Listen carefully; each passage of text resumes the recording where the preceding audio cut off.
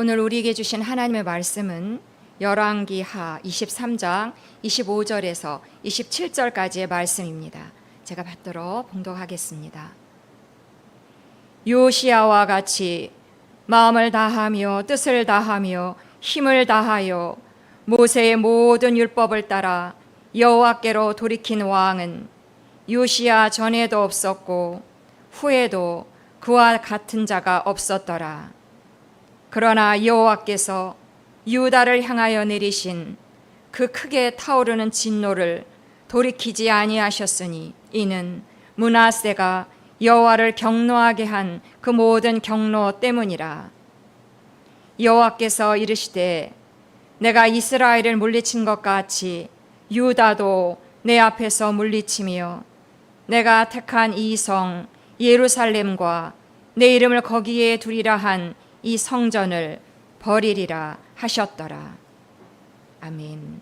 이제 므낫세와 요시야 시대 그리고 예언자 나훔과 스바냐라는 제목으로 최규열 목사님 설교하시겠습니다.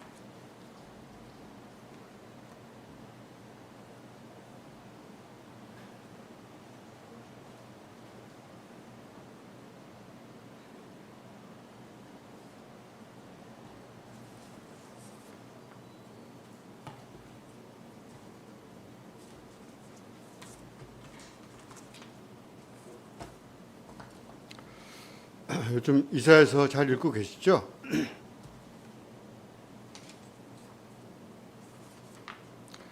우리가 열왕기서를 읽다 보니까 저도 그냥 열왕기서 이렇게 조금 이야기하고 말려고 그랬는데 어차피 올해 또 해야 되고 하기 때문에 후반기에 예언자들 예언서를 하려고 그랬는데 그냥 열왕기 하면서 구약 성경을 읽는 방법은 구약 성경을 읽을 때 여러분 이렇게 주로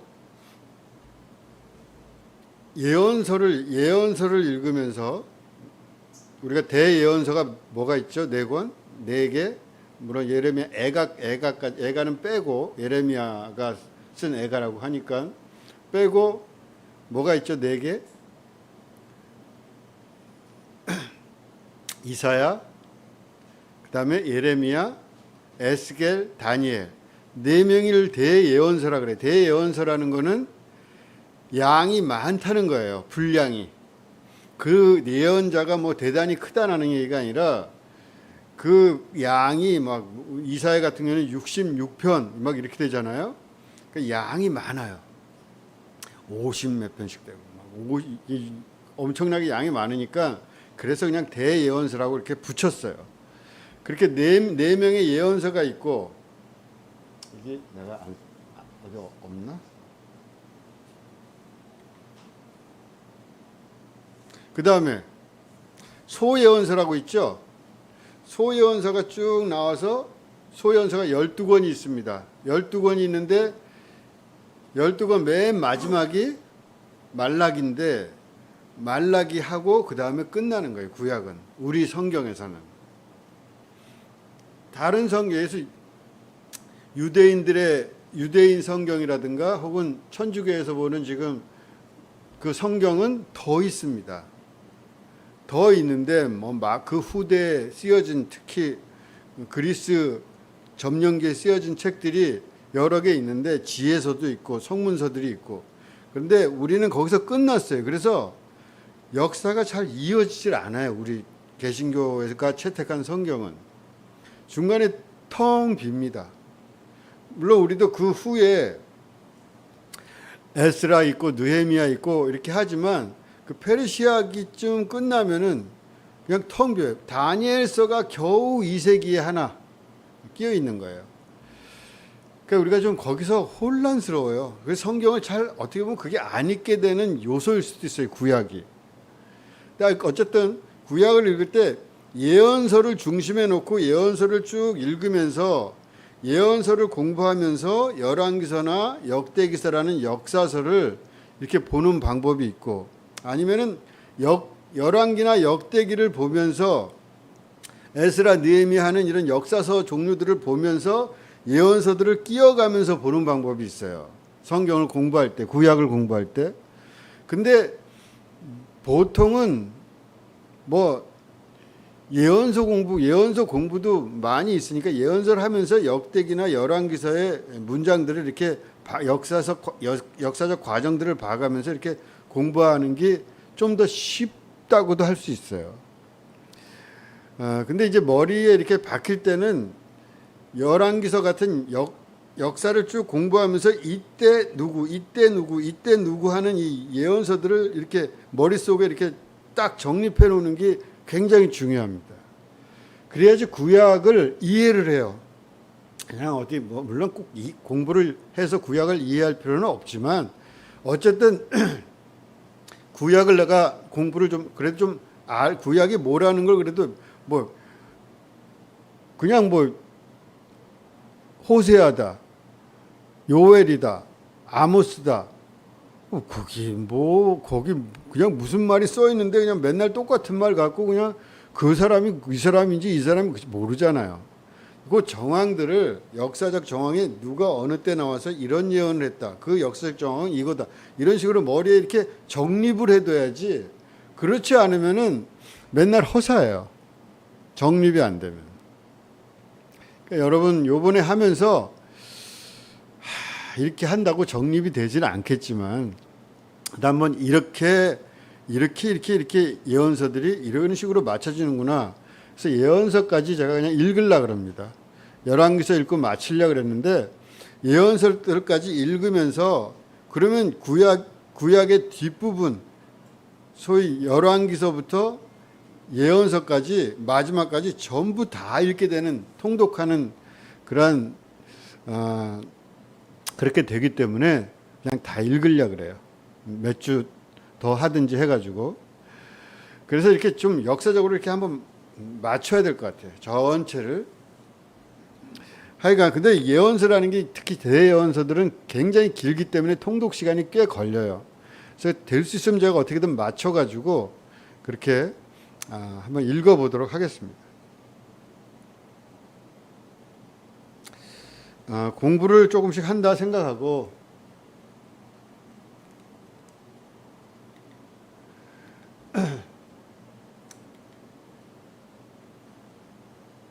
일부 솔로몬의 통치했고 2부 분열왕국 그리고 엘리야. 제가 항상 뒷부분에 처음부터 어떤 왕국의 역사가 있으면 왕국의 역사 그리고 딸려 있는 사람 하나가 있어요. 이건 예언자들이에요. 제가 그런 식으로 기획을 했던 겁니다.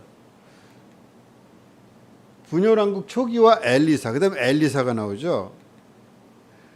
그 다음에 이제 남북 분열왕국이 멸망하는데 이때 멸망할 때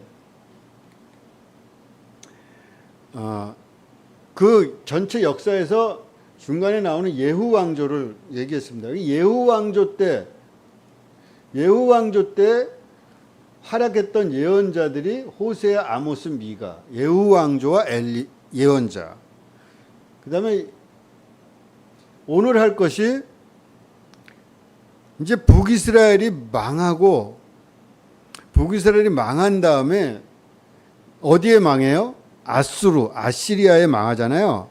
아시리아에 북이스라엘이 망하는데 북쪽 이스라엘이 망하고 남쪽에 뭐가 남아요? 유다가 남죠. 유다 왕국. 남북이 분열되잖아요. 솔로몬 아들 때에서. 그 솔로몬까지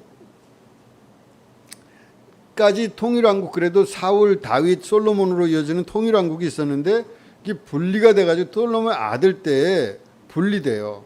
르호보암 때 솔로몬 아들 르호보암 때 여로보암이라는 북쪽의 인물이 나와가지고 북쪽 10지파를 다 자기가 통솔하고 아래엔 유다 지파만 남는 거예요. 북쪽이 셀까요? 남쪽 유다가 셀까요? 유다는 엄청 센 지파지만 북쪽 10개의 지파 연합이 훨씬 세죠. 남쪽보다. 그래서 그런데 문제는 뭐냐면은 북쪽의 10지파는 힘을 합하면 센데 쪼개져 있으면서 연합한 지파니까 분열이 많고 싸움이 많아요. 뒤집어 엎는 거, 이 구테타가 엄청 일어납니다. 계속해서. 남쪽은 한 지파에서 왕조를 이루고 있기 때문에 그 지파가 다윗 지파가 다윗 르호보암으로 이어지는 그 지파가 끝까지 망할 때까지 끝까지 이어져요. 그런데 하여튼 그래서 그렇게 남북이 이어오다가 북쪽이 망하고 아수르에 망하고 남쪽은 아수르에 망하질 않아요. 그 망하지 않고 견딘 사람이 누구냐 하면은 히스기야입니다. 히스기야라는 왕이에요. 성경에 하면은 선한 왕이라고 치는 잘했다. 하나님 보시기에 잘했다로 치는 왕이 3명이 있어요. 열왕기서에 의하면 그 열왕기 신명기 계통의 역사관에 의하면 셋이 누구냐 하면은 다윗이 1번이죠. 그 다음이 히스기야라는 왕이에요. 오늘 공부한 저번 주에 공부한 다 잊어버렸겠지만 히스기야라는 왕이 오늘 잠깐 설명을 더 하겠습니다. 그 다음에 3번째가 누구냐면은 오늘 공부할 요시야입니다. 이 3왕은 훌륭한 왕이에요. 근데 이 히스기야가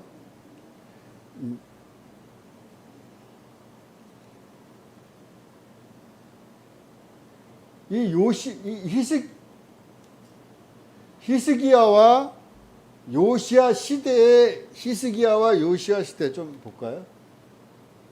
오늘 읽을 부분이 이 부분입니다. 이 부분. 열왕기 하 21장부터 23장까지. 제가 여기 안 썼네요. 그 다음에 24장, 25장. 이거는 유다가 이제 마침내 망하는 거예요. 이 망하기까지의 역사를 쓴 거예요. 열왕기서는. 여기서 끝납니다. 열왕기서가.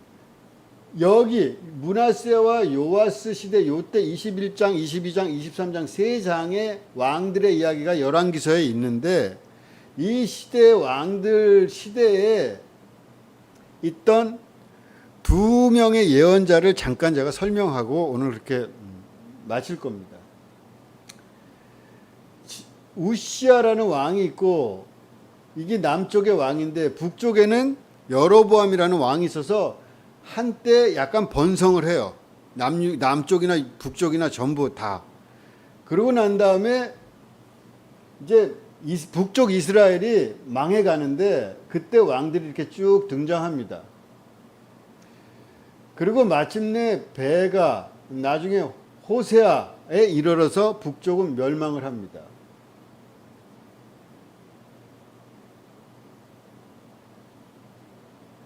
뭐가 내가 잘못 썼나 본데? 여기를 볼게요. 그래서 요때 이렇게 전부 다 이렇게 망하거든요. 이 망하는 거를 본 사람, 이 망하는 요 아모스 호세아는 예후 왕조 여로보암 시대에 북쪽에서 활동한 사람들이에요. 그 당시 비슷한 시기에 남쪽에서 약간 뒤지만 남쪽에서 활약한 예언자가 이사야예요. 미가 이사야. 근데 이사야도 결국은 히스기야 시대의 예언자입니다. 이후는 그냥 이렇게 망해가는 과정이에요. 북이스라엘은. 옆으로 가면 망하는 거예요. 계속 구테타가 일어났다는 거라고 얘기했죠. 점선은 스가랴가 살롬한테 죽었다.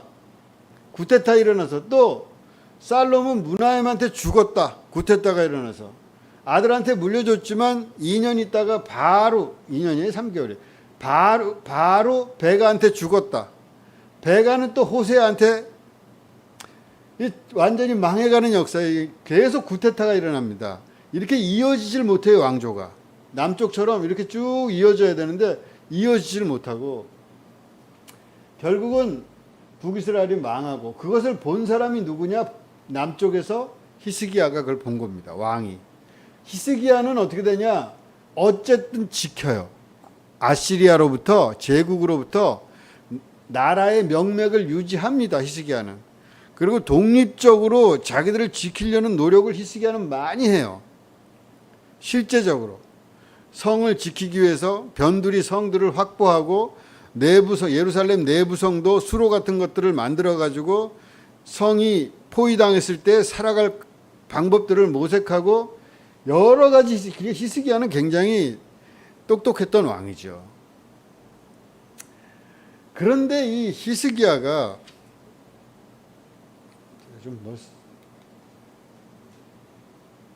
아까 했던 예언서들 분류한 거고, 이사야, 예레미야, 에스겔, 다니엘, 호세아, 요엘, 아모스, 오바댜, 요나, 미가, 나움, 하박국, 스바냐, 학개 12권이죠. 요건 장수면 말라기는 4장 있고, 오늘은 나훔과 스바냐를 잠깐 설명할 거예요. 제가 주중에 나훔, 스바냐를 통독하도록 덧붙일 겁니다. 3장씩밖에 안 되기 때문에 그냥 하루는 조금 더 읽는다 생각하고 나훔, 하박, 스바냐를 이틀 읽을 거거든요. 그러니까 오늘 그걸 잠깐 들어두시고 그렇게 읽으시면 돼요. 지난번에 호세와 요엘은 아니고 호세와 아모스, 미가 요 3개를 읽었죠. 요 3개를 읽었는데 오늘은 나훔, 스바냐를 읽을 거예요. 다음번에 또 다음 주나 뭐 그 다음 주나 뭐 학개, 스가랴, 말라기를 읽고 그런 식으로 해서 이 소예언서를 읽을 겁니다. 대예언서도 읽는데 이건 양이 많아가지고 한번 읽었다 하면은 뭐 이거 우리 이사야서 지금 읽고 있는데 22일이나 걸리니까 이게 지금 진도 맞추면서 이거 읽으면서 갈 수 있을지 모르겠지만 이것도 될 수 있으면 읽으려고 합니다. 정 안 되면 에스겔은 빼고, 에스겔도 중요한 예언자지만 양이 많으니까 예레미야도 뺄까 넣을까 지금 생각 중이에요. 양이 너무 많아서 차라리 그냥 이거 읽고 다음번에 이거는 날 잡아서 다음번에 읽을까 그 생각을 하고 있습니다. 하여튼 이렇게 해서 끝난다. 예언서가 마지막으로 우리 성경에는 끝입니다. 이걸 다시 좀 보면은 이사야서는 이렇게 나뉘어요. 3개가. 시대가 다릅니다. 제2이사야라 그러는데 이건 이 40장부터 55장까지 쓴 사람이 누군지 모르기 때문에 이사야서가 1장부터 66장까지 있는데 이 이사야 첫 번째 우리가 말하는 이사야라는 예언자와 같은 사람이 아니라고 생각하는 거예요. 그러니까 이사야는 시간이 가면서 그 이사야라는 이 위대한 선지자 예언자의 이름에 붙여서 이사야와 관련된 아마도 이사야의 정신을 이어받은 이사야 뭐 말하자면 학파랄까 그 제자군들이 계속해서 이사야를 덧붙인 거예요. 시대적 상황이 달라요. 제3이사야 56장부터 66장 이것도 완전히 시대적 상황이 달라요. 이렇게 달라요. 포로기 때 쓰여진 거예요. 이거는 포로기가 끝나고 돌아와서 쓴 책이에요. 그래서 이렇게 3개로 나누는데 그냥 우리가 다 이사야 하는데 예전까지 오래전에 사람들은 지금도 그렇게 주장하는 사람들이 이사야가 이때 이미 포로기 상황, 페르시아 통치 상황을 이미 예상해서 그렇게 다 예언한 거다. 그리고 그냥 다 퉁쳐서 이사야라고 하지만 지금은 그렇게 보진 않아요. 하여간 이사야가 이렇게 있는데 이때는 히스기야 시대잖아요. 남쪽 히스기야, 북쪽에 이스라엘이 망하는 걸 본 북이스라엘의 몰락계 예언자고. 그러니까 대예언사라는 4명의 예언자들을 쭉 훑으면은 역사가 쫙 쓰여질 수 있어요. 그러니까 이 역사를 이걸 보면서 예언서를 읽어야 돼요, 사실. 그래야지 예언서가 이해가 됩니다. 아니면 맨날 뭐 너는 뭐 망하겠고 너 어느 나라 망하겠고 예굽 망할 거야 뭐 아수르 망할 거야 뭐 에돔 망할 거야 망할 거야 막 지긋지긋합니다. 망할 거라는 소리도. 그걸 이렇게 좀 쭉 보면서 이렇게 역사적으로 이렇구나. 지금 우리가 이사야를 읽고 있잖아요. 이건 진짜 우리가 생각하는 이사야라는 선지자가 했던 이사야다. 물론 이것도 다 이사야가 썼다고 성경학자들은 보지는 않지만 어쨌든 간에 이사야가 39장까지 있다. 이렇게 생각하시면 돼요. 오늘 우리가 21장까지인가 읽잖아요. 이사야서. 아닌가? 24장까지. 오늘 읽었는데 이사야서 오늘 몇 장까지 읽었죠? 21장인가? 여기 권사님만 오늘 읽은 것 같기도 하고 해서 제가 보니까 권사님은 읽었더라고 오늘 벌써. 근데 하여튼 요 오늘 토요일까지인가 읽으면 39장까지 읽어요. 이사야서를. 그러니까 읽어보세요 한번 쭉. 그러고 난 다음에 이게 넘어가는데 이때는 시대가 바뀐 시대예요. 그래서 이거에 맞춰서 제가 성경 공부를 지금 하려고 그러는 거예요. 그리고 나서 북이스라엘이 망하고 남쪽이 망할 때 사람은 누구냐면 예레미야라는 선지자예요. 눈물의 예언자라. 왜냐하면 망하니까 나라가 망하는데 예레미야가 암만 소리쳐도 들어주질 않네 사람들이. 그래서 만약 울고 다녀 이 사람은 눈물의 예언자. 이건 망하는데 요 이사야와 북이스라엘은 남유다는 아직 망하지 않고 살아 있는데 남유다마저도 망하는 그 사이, 요 사이를 오늘 공부하는데 요 사이에 있는 예언자 스바냐와 나훔을 공부할 거예요. 요 스바냐와 나훔은 요시야 전기. 요시야는 훌륭한 왕인데 히스기야랑 요시야는 훌륭한 왕인데 아직 요시야는 8살에 왕에 오르거든요. 그러니까 8살에 올라서 뭘 아직 해볼 수 없죠. 저 청년 20살 정도는 돼야지 왕이라고 그래도 자기 의지를 갖고 뭐 하는데 그 자기 개혁 의지를 펼치기 전까지의 상황이 스바냐예요. 그러니까 아직 요시야 전에 있던 므낫세나 아몬은 별로 볼 게 없고 므낫세 요시야로 이어진다고 보는데 그때 므낫세가 그 악행을 저지르고 있을 때 그때 스바냐, 그때 예언자다. 그리고 그 조금 후에 나중에 아수르가 몰락하기 직전 요 하박국이나 오바댜 이 아수르가 몰락을 누구한테 해요? 바벨론한테 하래요. 바벨론. 아시리아가 바벨론한테 또 제국이 넘어가거든요. 그 바벨론한테 무너지던 시기에 하박국 오바냐가 나오는데 나홈이라는 사람은 그냥 아수르가 너무너무 싫은 거야. 아시리아가.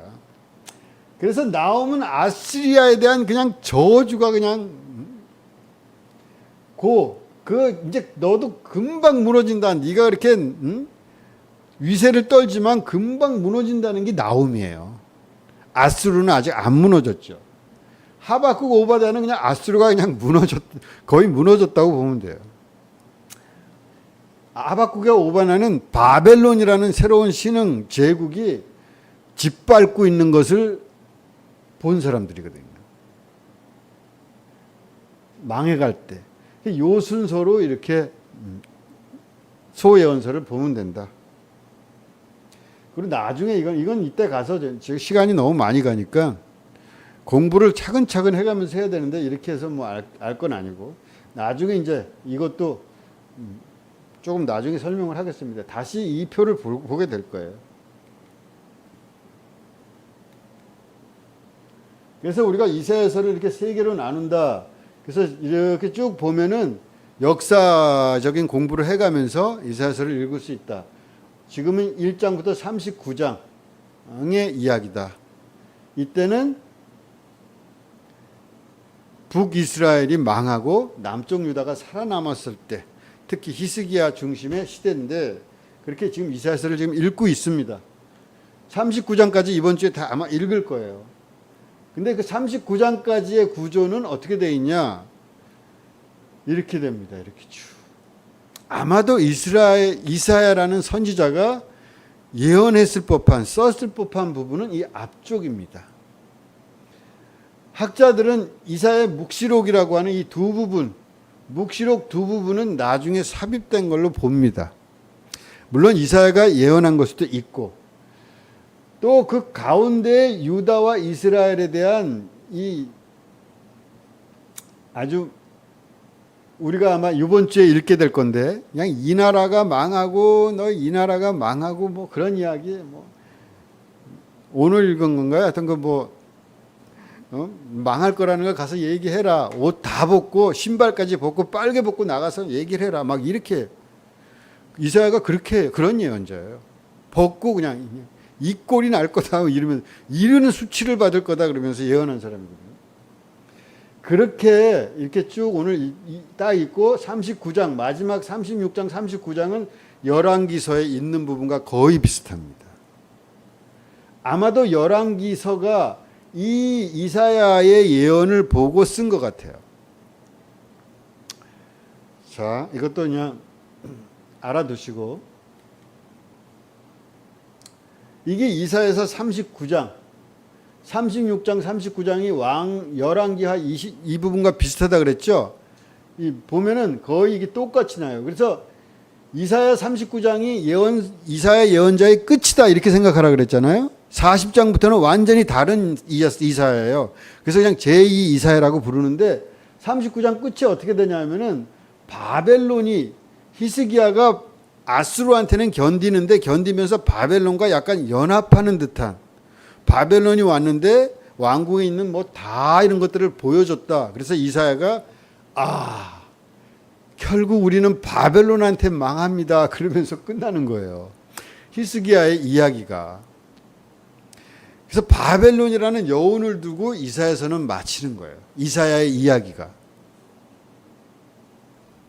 여기 보면은 이사야가 이르되 그들의 왕의 궁전에서 무엇을 보았나이까 하니 히스기야가 대답하되 그들이 내 궁전에 있는 것을 다 보았나이다. 내 창고에 있는 것으로 보이지 아니한 보물이 하나도 없나이다. 이사야가 히스기야에게 이르되 왕은 만군의 여호와의 말씀을 들으소서. 보라, 날이 이르리니 내 집에 있는 모든 소유와 내 조상들이 오늘까지 쌓아둔 것이 모두 바벨론으로 옮긴 바 되고 남을 것이 없으리라. 여호와의 말이니라.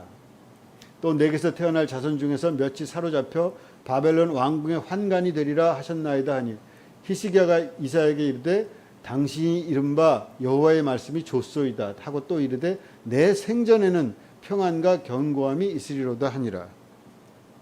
이렇게 해서 끝난다. 이것은 이사야에 대한 이 이야기, 열왕기에도 있는, 열왕기 왕하에도 있는 이 이사야 39장의 이야기는 이사야가 정말 썼을까는 의심스럽죠.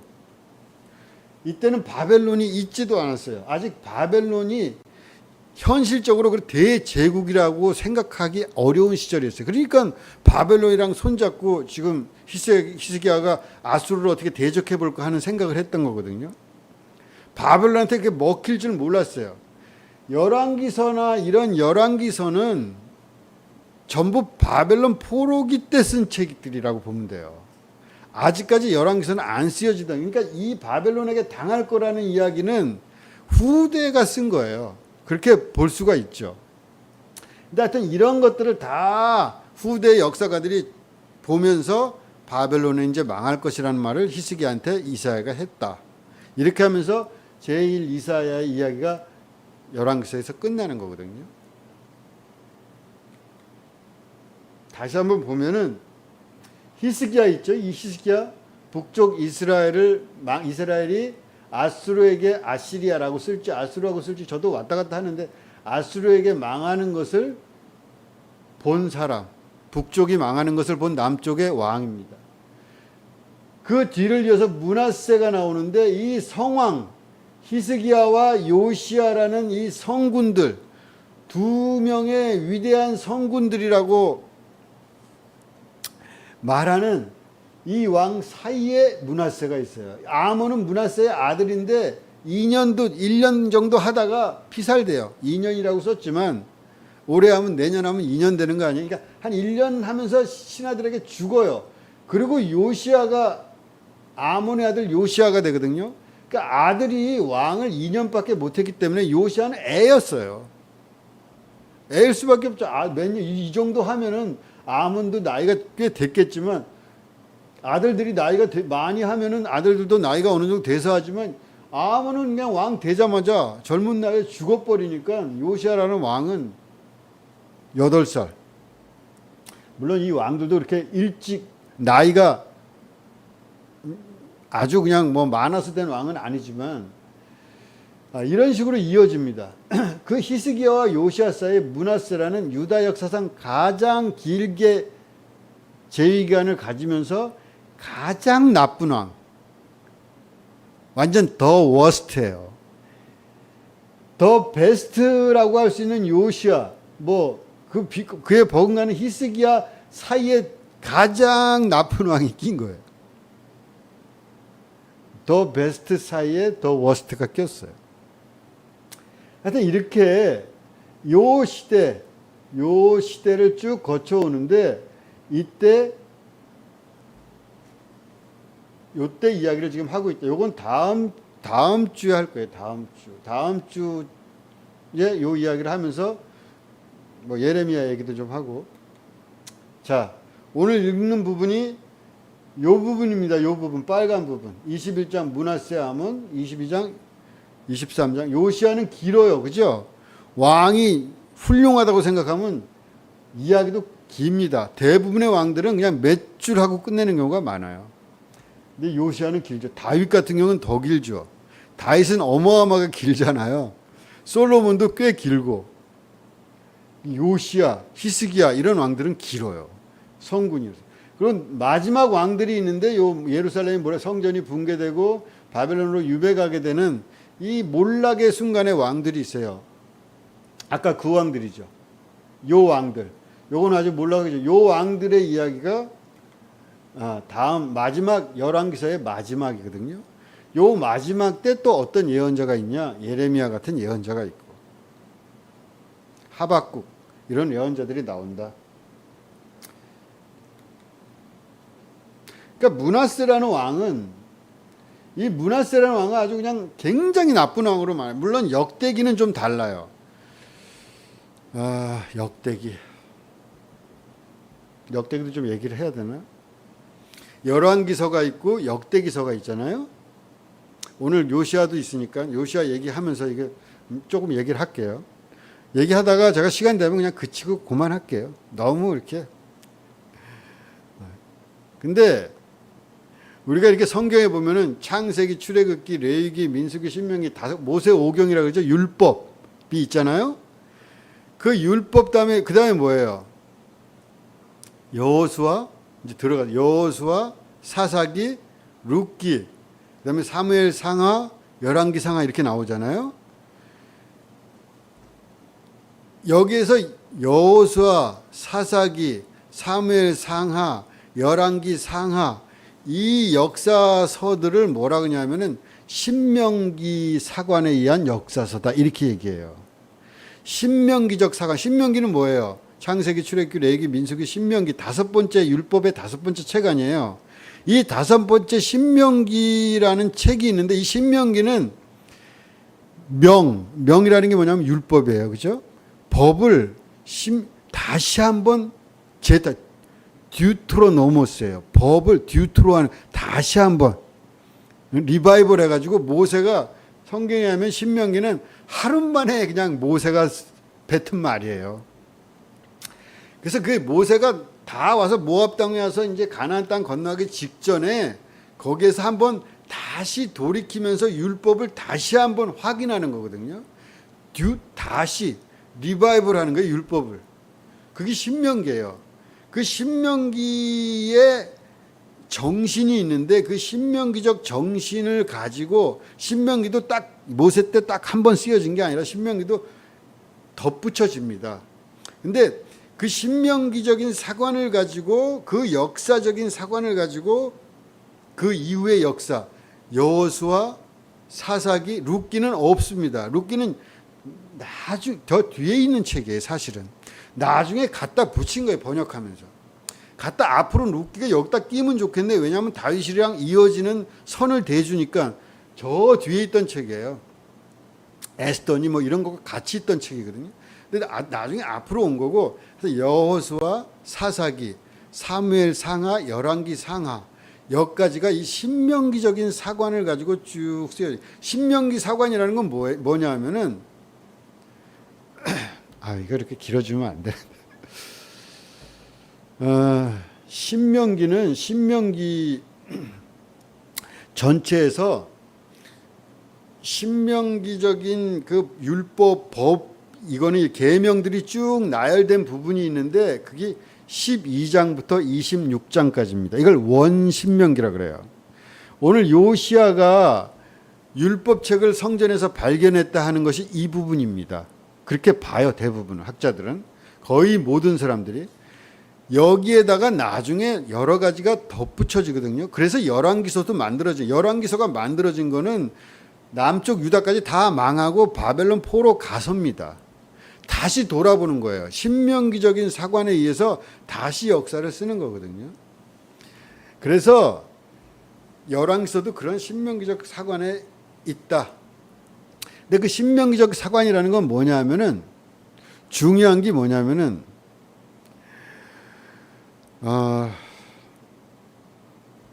약자를 보호한다.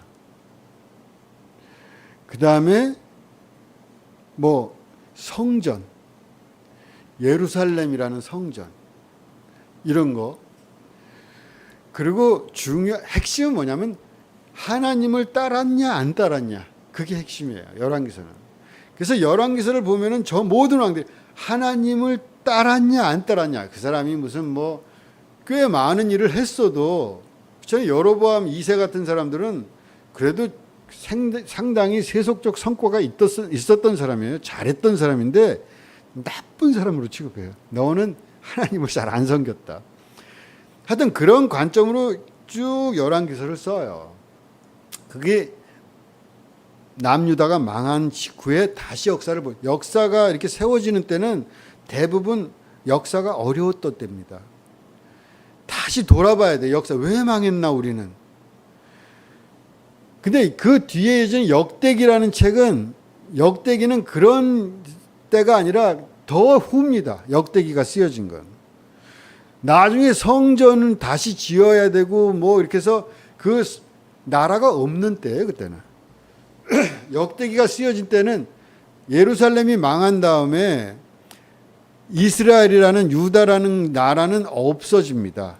역사에서 지워져요. 유다라는 것은 그냥 유다적인 공동체로 존재하지 왕이 이제 없어져요. 물론 나중에 하스몬 왕조라는 100여 년에 걸친 왕조가 한번 어떤 약간의 자립성을 가지고 등장하긴 하지만, 로마 시대 이전까지 잠깐 등장하지만 그때부터는 끝난 거예요. 이스라엘이라는 나라는. 유다는 끝난 겁니다. 후기 유대교라는 어떤 공동체 집단이 있는 거예요. 그 집단을 이끌던 사람들이 누구냐면은 제사장들이에요. 제사장들. 그리고 나라는 없어요. 나라가 없기 때문에 그때 모였던 그 유대 공동체는 나중에 성전이 중심이에요. 성전과 제사장들이 중심이 된 나라가 아니라, 국가가 아니라 그냥 유대적인 어떤 공동체. 그래서 성전이라는 게 너무너무 중요해요. 역대기에는. 역대기서는 다시 역사를 후대에 쓴 거거든요. 그 제사장이 중심이었던 시절에 다시, 그러니까 시대가 달라요. 역사를 본 시대가.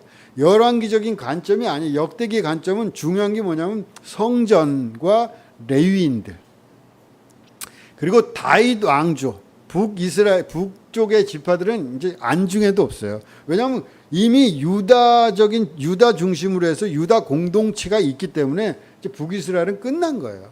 이 유다 공동체가 다윗이 유다 지파니, 다윗 왕조와 성전 중심의 제사장과 레위인들이 성전을 관리하고 이랬던 사람 아니에요? 성가대도 하고.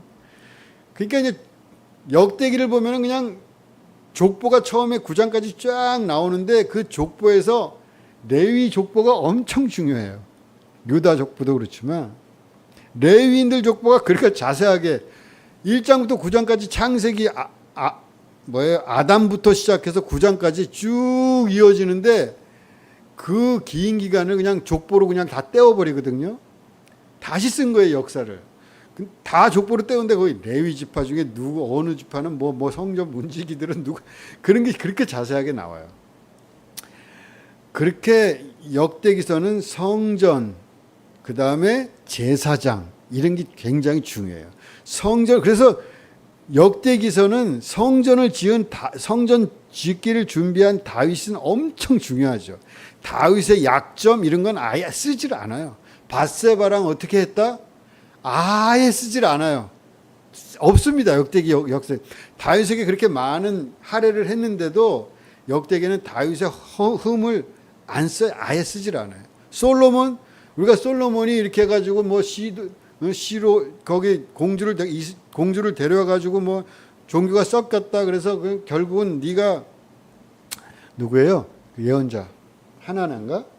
와가지고 이제 아들 떼에서 갈릴 거다. 막 그러잖아요. 그래서 열왕기서 신명기 사관에 의하면은 솔로몬도 잘못한 거를 탁탁 찍어서 안 좋은 왕으로, 좋은 왕이었지만 나중에 안 좋다. 그렇게 나오거든요. 열왕기서는. 역대기에는 절대 그런 말 안 씁니다.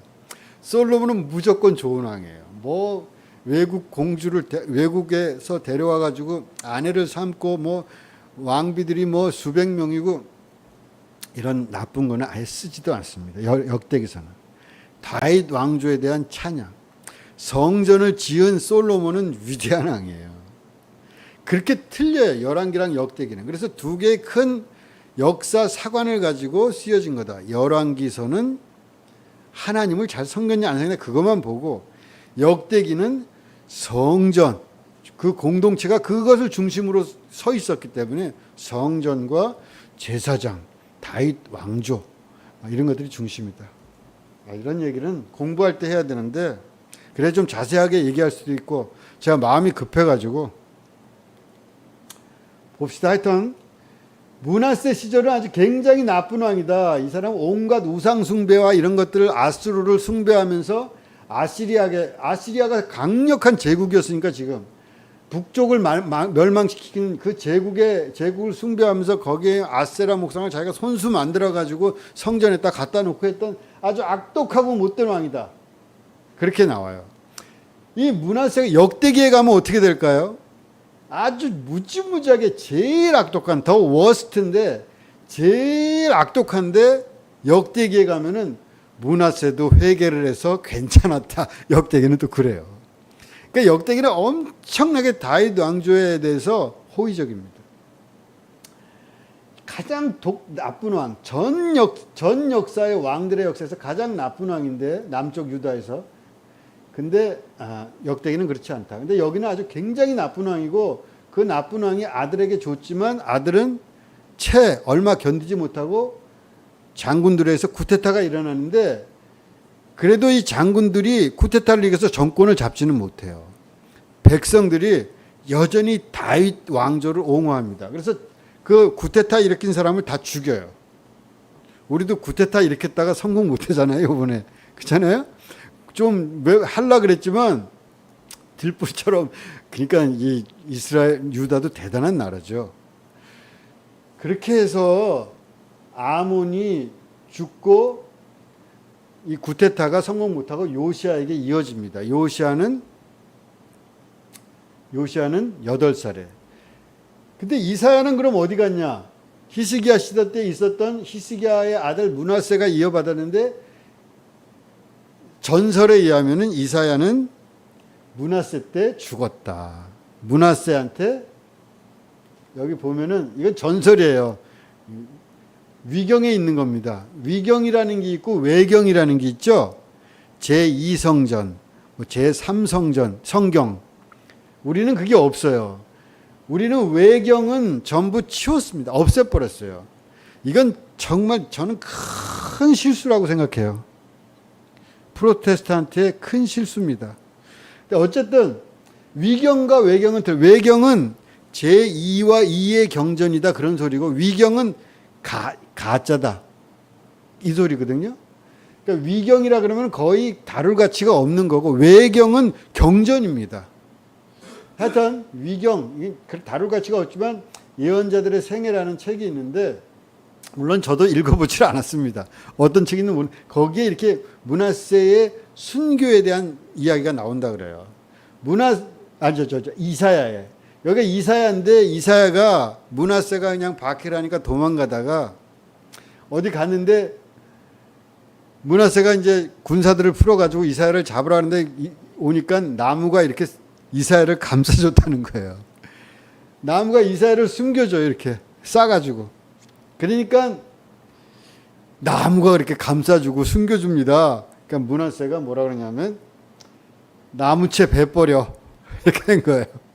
그래서 나무채 베했다는 거예요. 이게 이사야의 승천 관련 이사야의 승천이라는 장이 있다는데 거기에 나온 이야기라 그래요.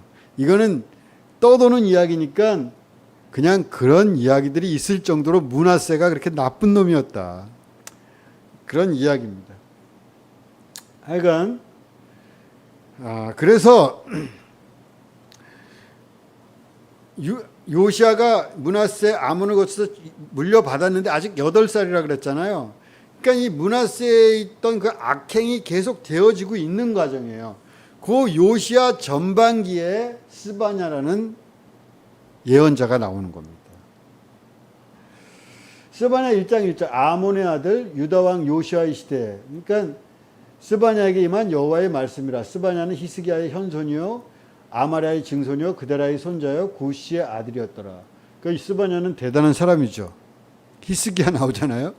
그러니까 어떤 약간 왕족 비슷한 대단한 사람입니다.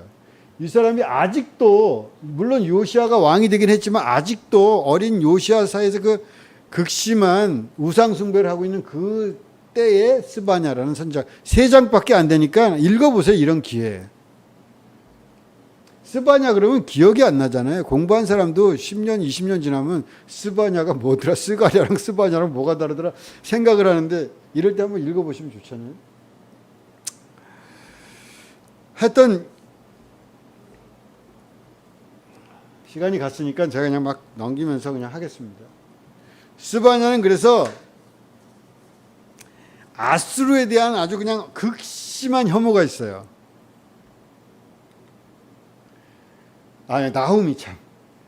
그날의 그러니까 남쪽 유다가 북아수르가 망하는 걸 보고 또 아수르의 그 우상 숭배를 계속해서 므낫세를 이어서 이어오고 있으니까 이 스바냐는 속이 타는 거죠. 그래서 이렇게 뭐 예언서에 늘 나오는 얘기지만 계속 그날, 아마도 그날에 대한 분노, 하나님의 날이죠. 그날은 분노의 날이다. 좋은 날이 아니다. 그래서 이 스바냐를 그날 주님의 날에 효시로 그렇게 성경학자들은 생각하는 사람이 많습니다.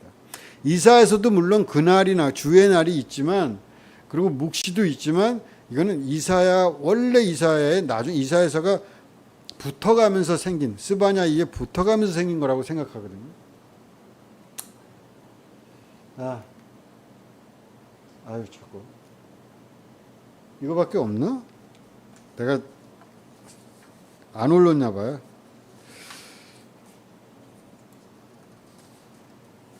그래서 스바냐 주님의 날은 무시무시한 날이라. 그리고 스바냐 제가 이걸 여기 올렸다고 생각하는데 없네요.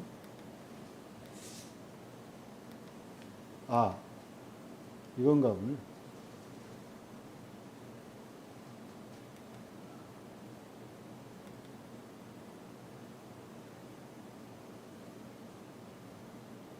없어요. 그 다음에 스바냐에서 중요한 거 한 가지가 뭐냐면 남길 것이다. 화가 있고 그 다음에 남길 것인데 이 남은 자 누구를 남기느냐. 제가 읽어드리겠습니다. 3장 11절에서 13절인데 그날에 내가 내게 범죄한 모든 행위로 말미암아 수치를 당하지 아니할 것은 그때 내가 내 가운데서 교만하여 자랑하는 자들을 제거하여 내가 나의 성산에서 다시는 교만하지 않게 할 것임이라. 내가 곤고하고 가난한 백성을 내 가운데서 남겨두리니 그들이 여호와의 이름을 의탁하여 보호를 받을지라. 내가 곤고하고 가난한 사람을 남길 거다.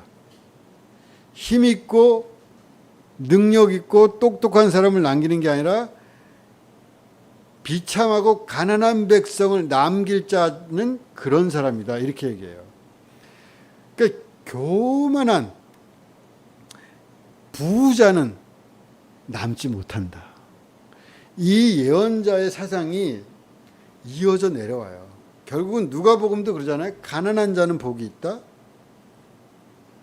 누가복음 6장에 보면은 산상수훈과 비슷하게 거기서는 평지 교훈이라 그러나 평지 수훈이라 그러나 하는 게 있잖아요. 누가 산상순과 교차되는 누가복음에 보면은 누가복음은 팔복이 아니라 사복 사저주입니다. 사복 사화라 그래요. 그러니까 누가복음은 가난한 자는 복이 있나니 이렇게 그것만 나오는 게 아니라 너희 부자들은 화 있을진저 이렇게 나와요. 복을 4개 얘기한 다음에 제가 한번 읽어볼까요? 예수께서 눈을 들어 제자들을 보시고 이르시되 너희 가난한 자는 복이 있나니 하나님의 나라가 너희 것이며 지금 줄인 자는 복이 있나니 너희가 배부름을 얻을 것이며 지금 우는 자는 복이 있나니 너희가 웃을 것이며 인자로 말미암아 사람들이 너희를 미워하며 멀리하고 욕하고 너희 이름을 악하다 하여 버릴 때에는 너희에게 복이 있도다. 그날에 기뻐하고 뛰놀라 하늘에서 너희 상이 큼이라. 그들의 조상들이 선지자들에게 이와 같이 하였느니라. 그러나 화 있을진저 너희 부요한 자여 너희는 너희의 위로를 이미 받았도다. 화 있을진저 너희 지금 배부른 자여 너희는 줄이리로다. 화 있을진저 너희 지금 웃는 자여 너희가 애통하며 울리로다. 모든 사람이 너희를 칭찬하면 화가 있도다. 그들의 조상들이 거짓 선지자들에게 이와 같이 하였느니라. 이 선지자들의 정신을 이어받아서 예수에게 온 거예요. 선지자는 어마어마하게 중요한 사람, 왕들보다 더 중요합니다. 선지자가. 예수 그리스도를 믿는 입장에서는 구약에 이어오는 전통의 모든 핵심이 예언자들로부터 나와요. 예언서의 어떤 부분을 가지고 와요. 전부 왕족의 사들 그런 의미가 없습니다. 거의. 그리고 신명기 이거 하여간 스바냐는 그렇게 그런 그 예언자다. 읽어보세요. 계속해서 이러다가 망한다. 망할 거다. 그게 계속 나오고 나움 하겠습니다. 나움은 그 니누에라는 건 뭐예요? 아수르의 수도 아니에요? 아시리아의 수도가 니누에입니다. 근데 니누에에 대해서 어마어마하게 싫어하는 사람이 나움은 아주 그냥 경멸합니다. 니누에를. 골고스 사람 나움의 묵시의 글이다. 나움이라는 것은 위로한다 그런 뜻이라 그래요. 엘고스가 어디냐? 잘 모릅니다. 엘고스가 어딘지. 정확하게 그냥 지적을 못해요. 잘 학자들이. 그냥 엘고스 사람이다 그냥. 그리고 나움에 대해서는 없어요. 나움이 어떤 사람인지 어떤 분은 약간의 이렇게 족보 같은 것도 좀 들려주고 하는데 그냥 없고 화 있을진저 피의 성이여 그 안에는 거짓이 가득하고 포악이 가득하며 탈취가 떠나지 아니하다. 이게 어디냐면 니누에예요. 아시리아의 수도가 니누에잖아요. 하여튼 니누에는 하여튼 어마어마하게 그렇게 저주를 퍼부어요. 그것이 나움이다. 나움도 한번 읽어보세요.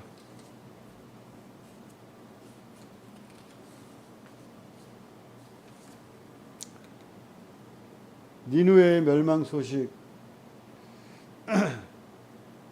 니누에가 이제 니누에에 대해서 이거 어디서 많이 본 거죠. 아름다운 소식을 알고 평화를 전하는 발이여 산이. 이게 어디서 우리는 주로 많이 읽냐면 물론 신약에도 있지만 신약에서 이 이사야서를 인용한 거다 이렇게 얘기하잖아요. 그거는 사실 그 처음은 이 나홈이에요.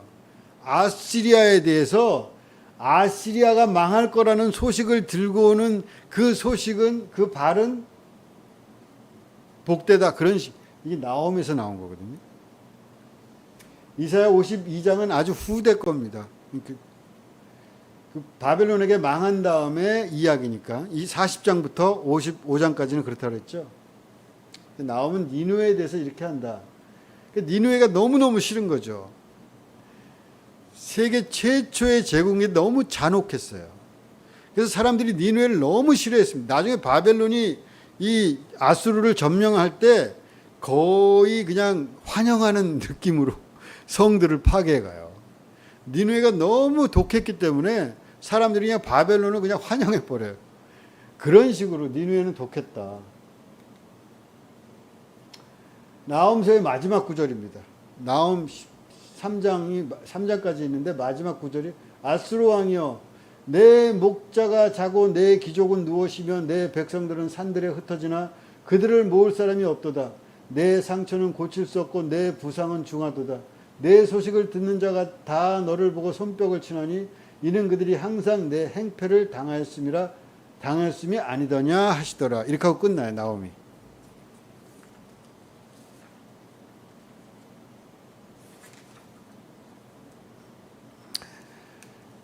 제가 너무 많은 얘기를 하려고 그랬던 것 같아요. 요 부분을 하려고 그러니까 여러 가지 또 얘기를 하게 되는데, 어쨌든 요번 그때 이사야서를 읽으면서도 이사야서 바로 후대인 요시야 전기 혹은 요시야 그 다음 세대에 있던 요 스바냐와 나홈을 읽어보시라. 다음에 좀 설명을 하겠습니다. 잠깐 기도합시다.